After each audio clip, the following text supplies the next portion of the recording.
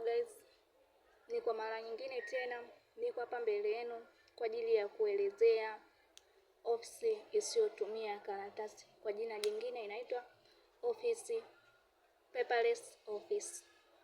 Paperless office ni aina ya office ambayo haitumii karatasi, badala yake inatumia mfumo wa kidigitali kuhifadhia nyaraka. Na mfumo huo wa kidigitali unaweza kuwa Google Docs au OneDrive. Paperless office au ofisi isiyotumia karatasi inaweza kuwa na faida kama ifuatavyo. Faida ya kwanza, hutusaidia kuokoa gharama za karatasi.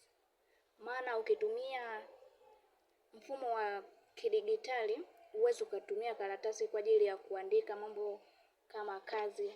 Unatumia tu kuprinti. Kwa hapa tunaangalia inasaidia kuokoa gharama za karatasi.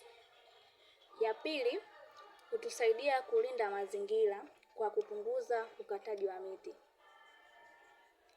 Ya tatu, inasaidia kuongeza ufanisi na kasi ya kazi.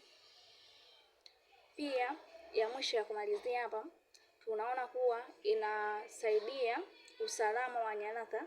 Inatusaidia kuweka usalama wa nyaraka kwa utumiaji zaidi. Asante kwa kunisikiliza.